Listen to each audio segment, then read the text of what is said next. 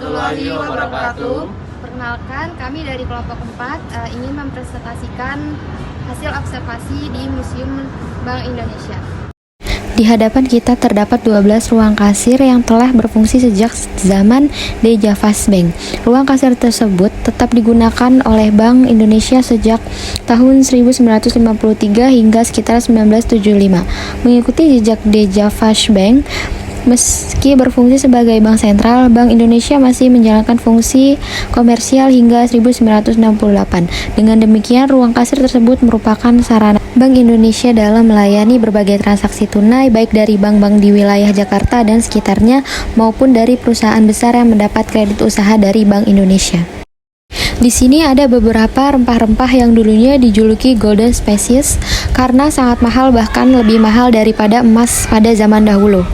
Masuk ke ruangan penyimpanan rempah di mana pada zaman pemerintah Hindia Belanda, komoditas rempah diantaranya yaitu cengkeh, pala, lada, dan kayu manis merupakan komoditas utama di dalam perdagangan. Berikut beberapa foto-foto dari rempah-rempah yang ada di Museum Bank Indonesia.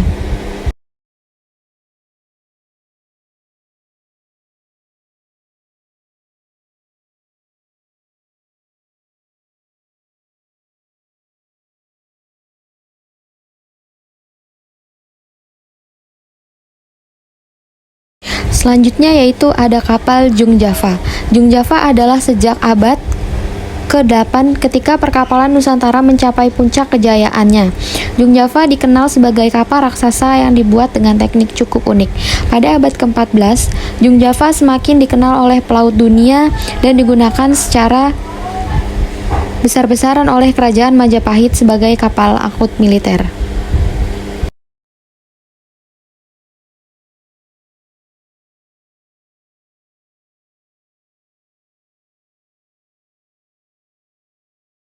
Selanjutnya di sini ada miniatur dari Museum Bank Indonesia. Pada 1603, armada pertama FOC berlayar dengan dua tujuan, membuka perdagangan di Nusantara dan menghancurkan dominasi Portugis. Tujuan kedua gagal. FOC lalu memutuskan membangun kekuatan di Asia di bawah seorang gubernur jenderal. Pada 1610, FOC membangun basis timur di Banten yang kemudian dinamai Batavia. Kemudian pada masa Hindia Belanda, pada tahun 1800, kerajaan Belanda akhirnya mengambil alih Hindia Belanda dari VOC. Gubernur Jenderal Johannes van der Borst menetapkan tanam paksa pada 1830 sampai 1870 untuk mengisi kas negara yang terkuras habis karena Perang Jawa. Sistem yang mewajibkan penduduk Jawa menanam kopi, teh, tebu, dan tembakau ini sangat menguntungkan Belanda tapi menyengsarakan rakyat. Ketika berita ini tersebar di Belanda, antara lain berkat novel Max Havelaar, karya Multatuli, politikus dan rakyat Belanda marah. Politik etis kemudian diperkenalkan untuk memberdayakan rakyat jajahan, tetapi kemajuannya sangat lambat. Bank-bank berkreditan juga didirikan untuk perekonomian rakyat. Industri batik dan tenun berdiri, tetapi kemajuannya sangat tertinggal dari industri barat seperti pertambangan. Selanjutnya masa penduduk Belanda, masa penduduk Jepang.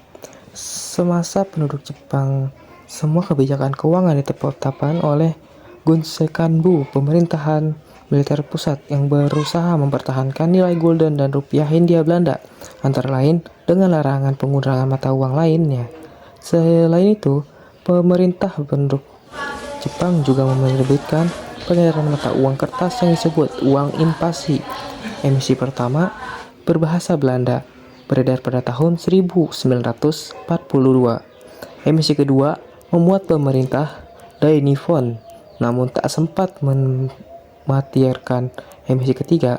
Mengutip dari Dai Nippon, Taikuko Seihu meninggal pada tahun 1943 setelah pasukan sekutu mendarat di Tanjung Priok pada 29 September 1945, memerintahkan pasukan melarang penggunaan uang Jepang dan mengeluarkan uang Nica.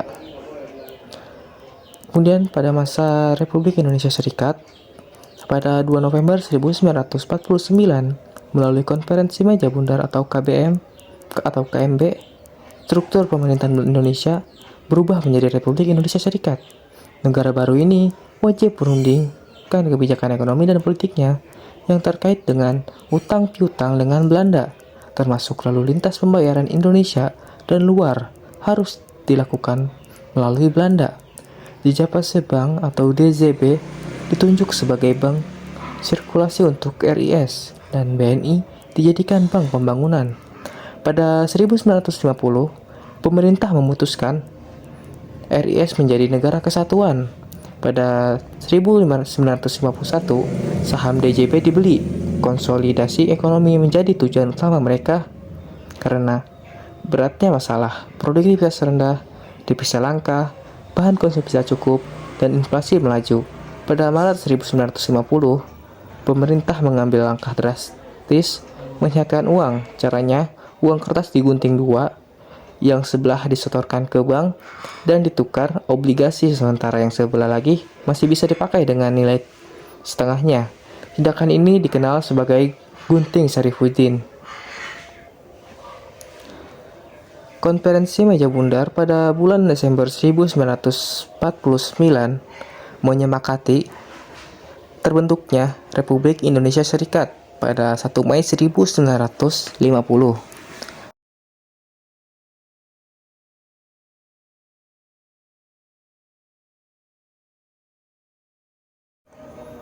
Dan inilah adalah barang-barang peninggalan dari kerusuhan 1998.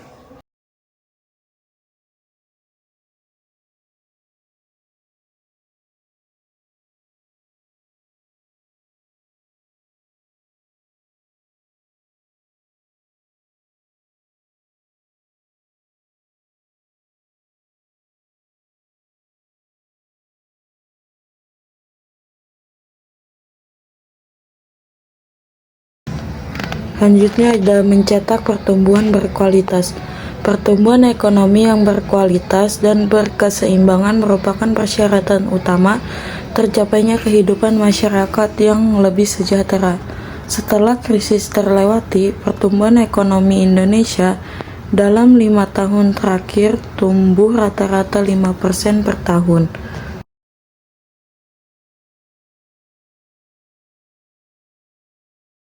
Ada sistem kegiatan usaha dan ada jenis produk dan jasa dan ada pengelolaan dana.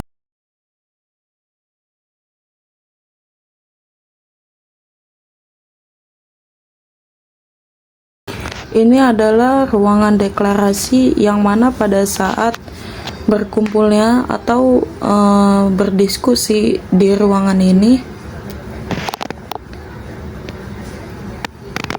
yang mana anggota-anggotanya akan bersedia duduk di tempat-tempat ini.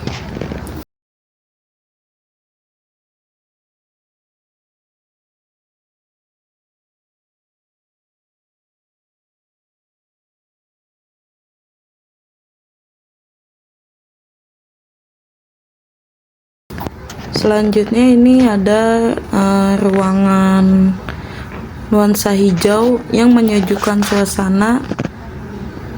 Pada awalnya ini merupakan bagian dari Binnen Hospital. Ketika gedung ini digunakan oleh DJB pada tahun 1828, ruangan ini difungsikan sebagai ruang rapat direksi. Ruang yang masih kelihatan sederhana tersebut kemudian mengalami pembaharuan seiring renovasi gedung DJB tahap 2 di tahun 1922. Selanjutnya ada pengelola ladang, menggali tambang, dan mendulang uang. Ruang rapat direksi ini memiliki kaca patri berdesain unik. Berbagai simbol komoditi primadona perdagangan awal abad ke-20 hadir di sana, mengingatkan fungsi The Javas Bank sebagai bank sirkulasi dan bank komersial. Di sini ada emas moneter. Emas moneter merupakan persediaan emas yang dimiliki oleh Bank Indonesia yang berupa emas batangan Indonesia persyaratan internasional tertentu. Dan emas ini juga ada yang sempat melancong ke Australia dan ke Afrika Selatan. Selanjutnya ada tentang numismatik, yaitu studi yang antara lain mempelajari tentang uang dan sejarahnya. Kata itu berasal dari bahasa Yunani nomisma yang berarti koin atau mata uang. Selanjutnya, kata rupiah dipakai masyarakat Nusantara sebagai uang atau alat bayar. Kata uang, berbagai istilah tentang uang pernah ada di Indonesia, seperti kata duit merupakan perdanan kata dari uang. Dipercayai bahwa kata duit berasal dari koin Belanda era Vogt yang bernama doit. Kata bank berasal dari zaman dahulu, para pedagang duduk di bangku atau bangka melayani pelanggan, dan dari kata bangka itulah bank bermula.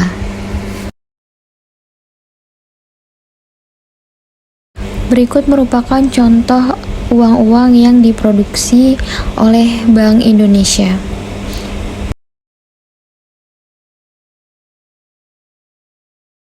Ini ada uang era kerajaan di Nusantara, ada uang era kolonial, dan ada juga uang token dan uang investasi, ada uang awal kemerdekaan Republik Indonesia, dan yang terakhir ada uang pemerintah dan Bank Indonesia. Uang pemerintah dan Bank Indonesia. Selanjutnya ada uang dan bank.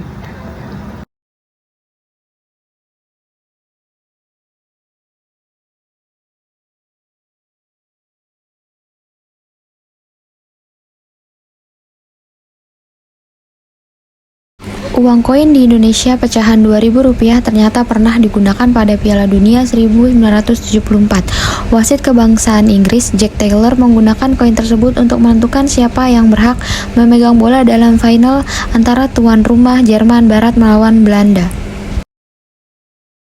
Ini merupakan contoh koin-koin yang diproduksi oleh Bank Indonesia pada zaman dahulu. Selanjutnya yang keenam yaitu uang khusus. Dan ada uang bersambung.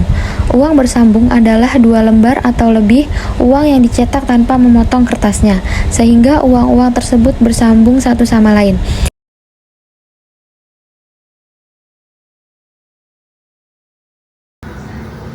Selanjutnya ada uang sambung dan uang khusus peringatan. Bank Indonesia menerbitkan uang khusus peringatan untuk memperingati peristiwa penting.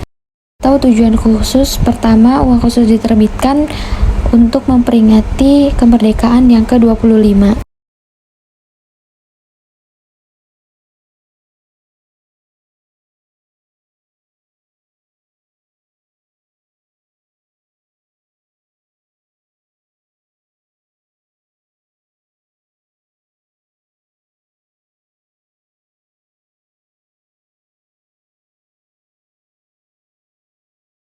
Uang pemerintah dan Bank Indonesia.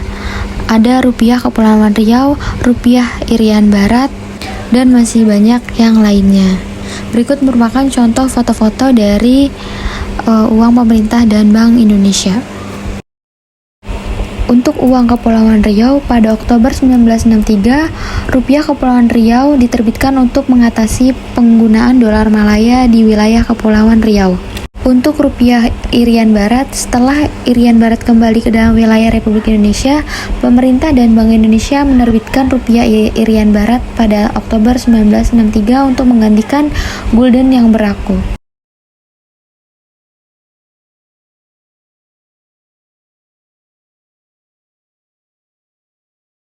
Selanjutnya ada uang token dan uang invasi. Dan berikut merupakan contoh dari uang-uang tersebut. Itu ada uang era kolonial, dan di sampingnya ada contoh uang era kolonial. Selain itu, di sini ada gambar dari nuansa antik dinding di Museum Bank Indonesia dan pesona dari geometris ubin yang ada di Bank Indonesia. Berikut ada tahap pembangunan kantor The Javash Bank di Batavia yang sudah berjalan sejak tahun 1910.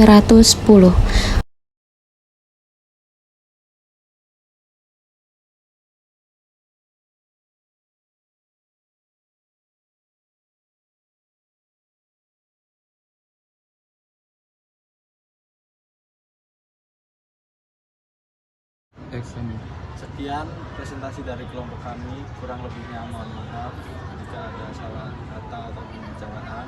Assalamualaikum warahmatullahi wabarakatuh.